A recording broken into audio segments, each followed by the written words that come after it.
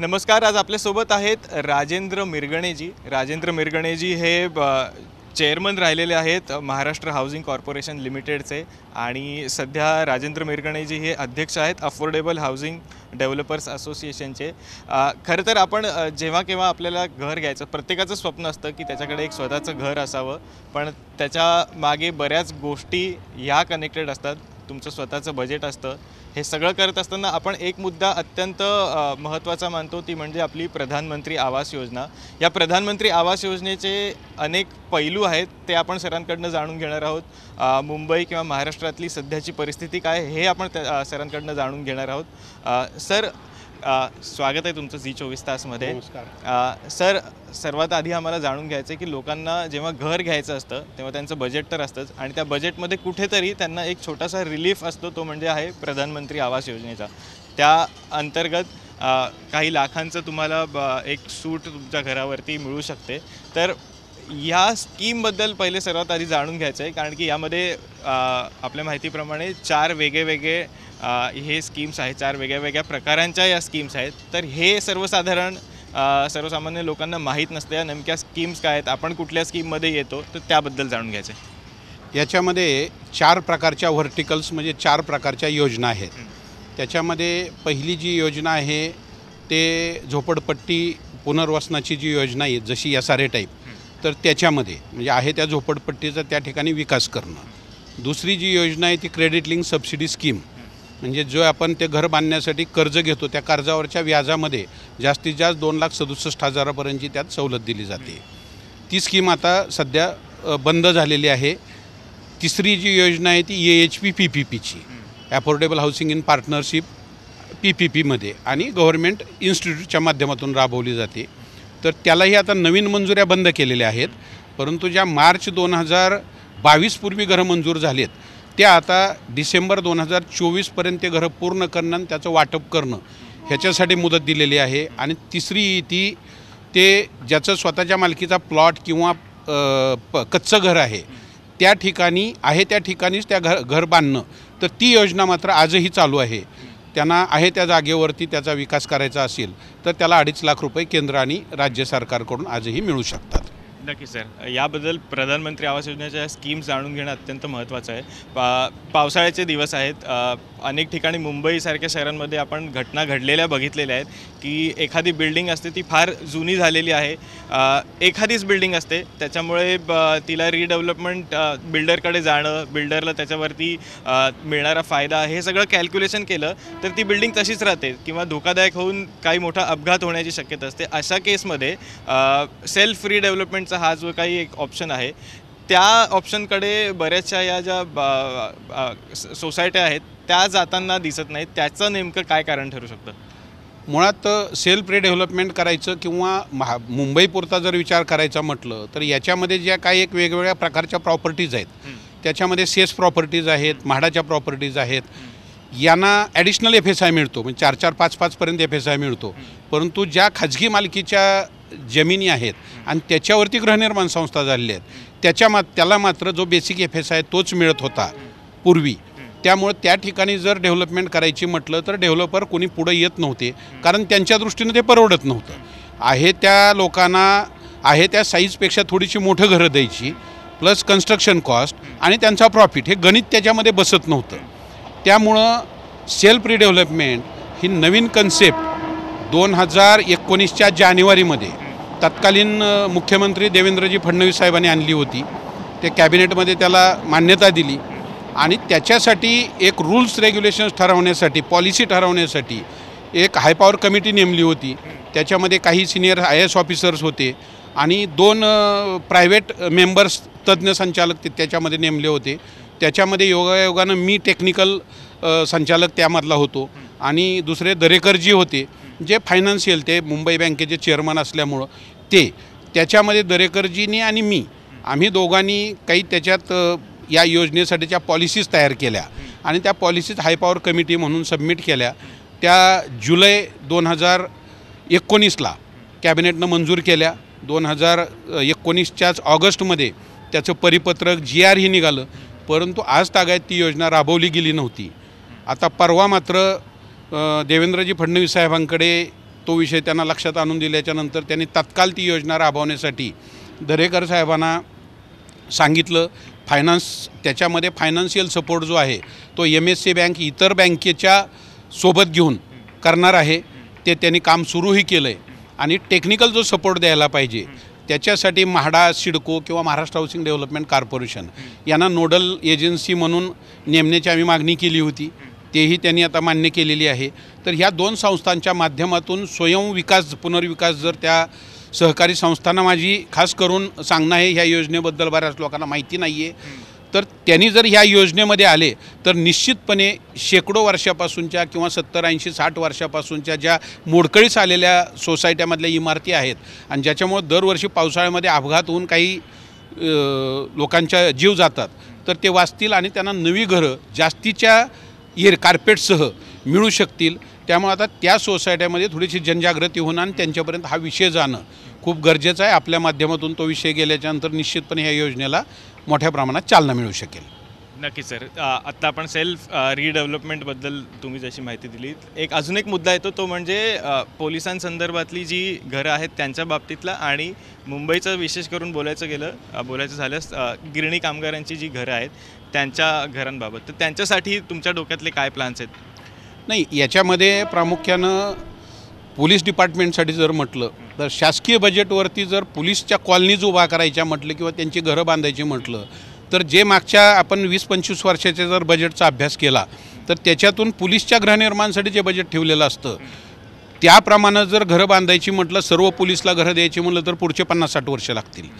त्यामुळं त्याच्यामध्ये ज्या शासकीय कॉलनीज आहेत पोलीसच्या, त्याच्या जर रिडेव्हलपमेंट्स केल्या आणि ते करत असताना प्रायव्हेट काहीतरी चुकीचं होऊ नये किंवा त्यात भ्रष्टाचार होऊ नये म्हणून हे रिडेव्हलपमेंट शासनाच्या ज्या संस्था आहेत हाऊसिंग रिलेटेड, मग ते महाहाऊसिंग असेल, म्हाडा असेल, सिडको असेल, यांच्या माध्यमातून जर त्या केल्या आणि त्या क्रॉस सबसिडाईज करून, म्हणजे घरं बांधण्याचा जो शासकीय क्वार्टर्स बांधण्याचा जो खर्च आहे तो त्यातल्या काही पार्टमधून त्या विकून आणि त्याही विकताना पोलीस डिपार्टमेंटच्याच लोकांना जर कर्मचाऱ्यांना विकल्या तर 50% लोकांना शासकीय घरं आणि 50% लोकांना त्यांची खाजगी घरं थोडीशी ॲफोर्डेबल किमतीमध्ये मिळू शकतील. आणि 100% पोलीस डिपार्टमेंटचा जो मुंबईसारख्या किंवा पुण्यासारख्या मेट्रो सिटीमधला जो राहण्याचा मोठ्या प्रमाणात प्रश्न आहे तो त्यामध्ये मिटू शकेल. आणि गिरणी कामगारांबद्दल काय? गिरणी कामगारांच्या बाबतीत जवळपास 90,000 गिरणी कामगारांना घरं द्यायचं शासनाने वचन दिलेलं आहे आणि त्याच्यामधून त्या 90,000 गिरणी कामगार ही आजही त्या घरापासून वंचित आहेत. तर त्याच्यामध्ये जे आता प्रधानमंत्री आवास योजनेच्या अंतर्गत मुंबईच्या वेगवेगळ्या उपनगरामध्ये घरं बांधली चाललेत, तर त्या घराच्या बाबतीत जर गृहनिर्माण विभागाने ते घरं जे शिल्लक आहेत ते परचेस केली आणि त्याच्यामध्ये काही शासनाचा हिस्सा, काही त्या गिरणी कामगाराचा हिस्सा आणि प्रधानमंत्री आवास योजनेचे 2.5 लाख रुपये, कारण ही योजना राबवायची गिरणी कामगार म्हणलं तर आत्ताच शक्य आहे. कारण तुम्ही जर 1 वर्ष 2 वर्षांनी राबवायचं म्हटलात ही योजना बंद झाल्यावर प्रधानमंत्री आवास योजना, तर परत 2.5 लाख रुपयाचा शॉर्टफॉल पडेल. आज आणायचे ते 2.5 लाख रुपये आहेत, प्लस शासनाने जर थोडाफार हिस्सा दिला तर निश्चितपणे ह्या 90,000 गिरणी कामगाराला घरं मिळू शकतील. नक्कीच सर. अजून एक गोष्ट आहे, डेडिकेटेड प्रोजेक्ट्स आहेत काही, त्याबाबत काय सांगाल तुम्ही? Dedicated for police department, dedicated for revenue कर्मचारी किंवा डेडिकेटेड फॉर तुमचे बांधकाम कामगार, ही एक मुख्यमंत्री तत्कालीन देवेंद्रजी यांनी ते आमच्या महाहाऊसिंगवरती काही ही जबाबदारी सोपवली होती. मी तिथं चेअरमन असताना त्याप्रमाणे आम्ही प्रायोगिक तत्त्वावर सोलापूरमध्ये 2 प्रोजेक्ट मंजूर करून घेतले. एक पोलीससाठी डेडिकेटेड प्रोजेक्ट आणि एक रिव्हेन्यू कर्मचाऱ्यांसाठी. ते सक्सेसफुली झाले. आज त्याचं कन्स्ट्रक्शन सुरू आहे.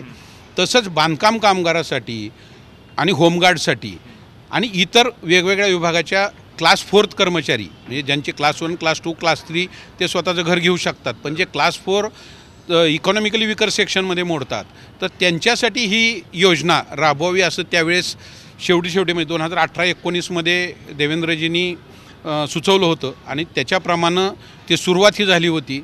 मी आदरणीय देवेंद्रजी फडणवीस साहेबांना परत एकदा विनंती करणार आहे की ती जी योजना थोडीशी मधल्या पिरियडमध्ये मागं पडली होती, तर त्याला कुठंतरी आता अजून दिशा देऊन हे जे वंचित वर्ग आहेत त्यांना घरं यातून कशी मिळतील. कारण हे जर राबवायचं म्हटलं आत्ताच शक्य आहे, कारण आत्ता राबवलं तर जो 2.5 लाखाचा बेनिफिट आहे तो मिळू शकतो.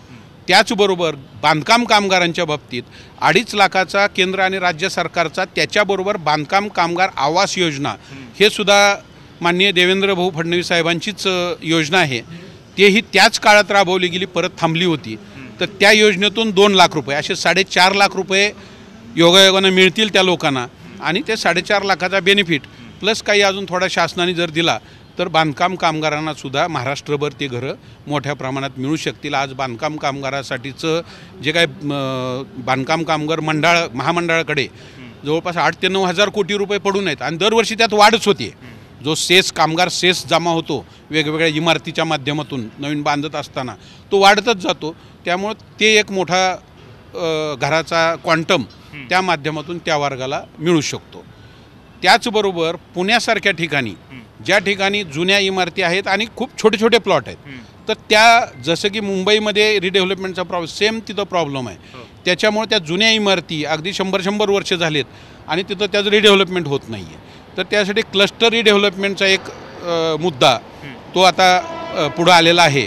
त्याच्यावरतीही थोडंसं काम करून क्लस्टर रिडेव्हलपमेंटला जर शासनाने लक्ष घातलं तर मात्र पुण्यासारख्या जुन्या पुण्यामधला जो वेगवेगळ्या पेठामधला जो विषय आहे तोही याच्यामधून सोडवला जाऊ शकतो. नक्कीच सर. अजून एक मुद्दा येतो तो म्हणजे तुम्ही मुंबईमध्ये जर का विचार केला तर जी कॅटेगरी येते EWS कॅटेगरी, ही मुंबईमधली अर्बन एरियामधल्या लोकांचं उत्पन्न आणि ग्रामीण भागातल्या लोकांचं उत्पन्न जर का तुम्ही एक हिशोब लावला तर इथे सर्वसाधारणपणे वर्षाला 3 लाख रुपये जर का एक कुटुंब कमवत असेल तर ते मुंबईमध्ये तेवढं सफिशियंट ठरत नाही. ग्रामीण भागात गेलात तर 3 लाखामध्ये तुमचं घर चालू शकतं. तर या कॅटेगरीजमध्ये काही रिवाइज्ड कॅटेगरी क्रिएट व्हायला पाहिजेत किंवा स्पेसिफिकली अर्बन एरियासाठी याचं लिमिटेशन वाढवणं, कमी करणं किंवा त्या दृष्टीनं काही विचार केलेत का? नाही, अगदी चांगला प्रश्न आहे. याच्यामध्ये सगळ्यात महत्त्वाचं काय आहे की ग्रामीण भाग आणि मेट्रो सिटी याच्यामधलं उत्पन्न आणि खर्च ह्या दोन्हीच्या बाबतीतलं प्रमाण व्यस्त आहे. मुंबईमध्ये उत्पन्नही जास्त आहे आणि खर्चही जास्त आहे. तेच सेमी अर्बन एरियामध्ये छोट्या शहरामध्ये उत्पन्नही कमी आहे आणि खर्चही कमी आहे.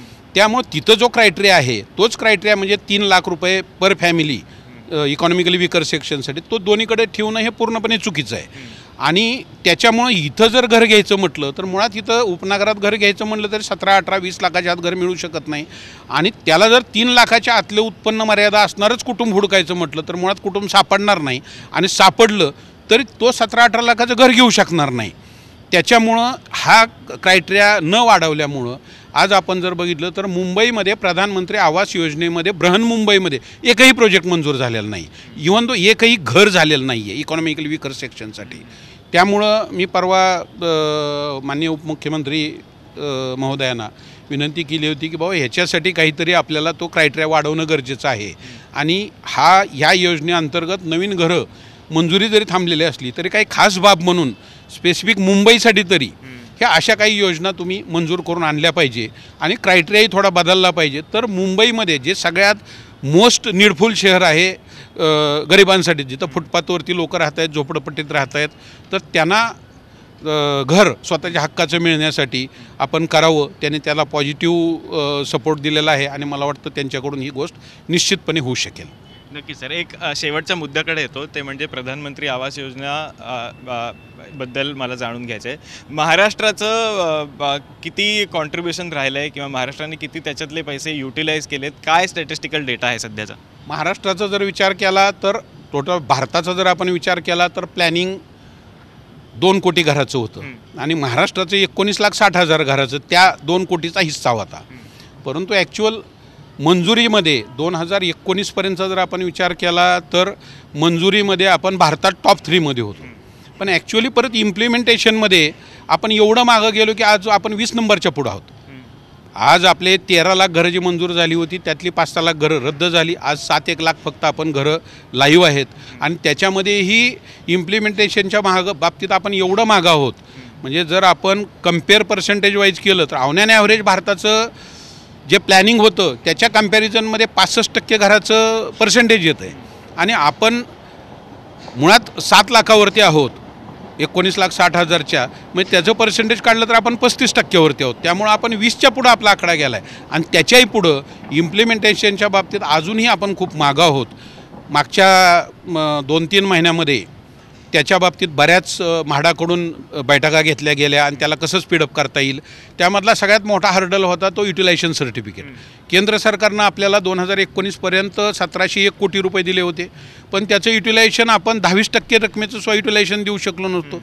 आणि केंद्र सरकारचा एक नियम आहे, तुम्ही कुठल्याही स्टेटला ज्यावेळेस कुठल्याही योजनेसाठी पैसे देता त्यापैकी 70% युटिलायझेशन होत नाही तोपर्यंत पुढचा पैसा केंद्र सरकार देत नाही. परंतु आपल्या इथं मात्र त्याचं त्या 1701 कोटीपैकी 200-300 कोटीचं फक्त युटिलायझेशन गेलेलं होतं. त्यामुळं आपल्याला 2021-22च्या बजेटमध्ये महाराष्ट्रासाठी ठेवलेले 1100 कोटीसुद्धा गमावे लागले. ते 1100 कोटी आपल्याला मिळू शकले नाहीत युटिलायझेशन न दिल्यामुळं. आणि आत्ता मात्र ह्या 2-3 महिन्यामध्ये खूप ते युटिलायझेशनचं स्पीडअप झालं आहे. आकडेवारीत सांगायचं तर 1701 पैकी 90% युटिलायझेशन सर्टिफिकेट ऑलरेडी केंद्र सरकारला गेलं आहे. आणि आता 2200 कोटीची डिमांड गेली आहे आणि 2200 कोटीची डिमांड लवकरच देवेंद्रजी फडणवीस साहेबांना आम्ही सर्वांनी ॲज अफोर्डेबल हाऊसिंग असोसिएशन आमची डेव्हलपर्सची आहे त्या माध्यमातून विनंती केली होती की आपण स्वतः प्रयत्न करून केंद्र सरकारकडून हे 2200 कोटी जर आणले तर हे जे काही मंजूर आहेत तेवढे तरी प्रोजेक्ट आपले पूर्ण होऊ शकतील. त्यांनी त्याला पॉझिटिव्ह रिस्पॉन्स दिलेला आहे. ते 2200 कोटी जर आपल्याला आता मिळाले, त्यातला हर्डल तर संपलेला आहे, तर मात्र ह्या कमीत कमी जेवढ्या आता शिल्लक राहिलेल्या योजना आहेत तेवढ्या तरी आपल्याला पूर्णत्वास नेता येतील. केंद्र सरकारकडनं तर प्रधानमंत्री आवास योजना आहेच, पण राज्य सरकारकडनं काही अशा स्कीम्स पुढे यायला पाहिजे. आता याच्यामध्ये काय झालं आहे, अफोर्डेबल हाऊसिंगसाठी किंवा प्रधानमंत्री आवास योजनेसाठी जो सर्वे केला गेला त्याच्यामधून जवळपास 370-72 शहरं निवडली गेली, जी नगरपालिका असणारी, महापालिका असणारी. तर त्याच्यामधली बरीचशी शहरं वंचित आहेत, कारण स्पेसिफिक प्रत्येक शहर धरून टार्गेट केलंच गेलं नाही. जसं की बृहन्मुंबईसुद्धा वंचित आहे, तशीच काही नगरपालिका महापालिका यापासून वंचित आहेत. तर त्यामुळं त्याच्यासाठी स्टेट गव्हर्नमेंटनं राज्य आवास योजना, स्टेट आवास योजना, महाराष्ट्र स्टेट आवास योजना काढावी. तशी जर योजना केली आणि त्याच्यामध्ये केंद्र सरकारचा जरी त्यात शेअर नसला तर राज्य सरकारचा शेअर प्लस त्याच्यामध्ये घराच्या किमती कमी करण्यासाठी UDCPRमध्ये काही जर योग्य बदल केले जेणेकरून घराच्या किमती खाली आणता येतील, तर जे राहिलेले वंचित आहेत किंवा जो ह्या योजनेत आपण थोडासा आपला बॅकलॉग शिल्लक राहिलेला आहे तो आपल्याला भरून काढणं निश्चितपणे शक्य होईल. नक्की sir, thank you so much Zee 24 ताससोबत बातचीत केल्याबद्दल. नमस्कार. सुमित बागुल, झी मीडिया, मुंबई. छत्रपतींचा विचार म्हणजे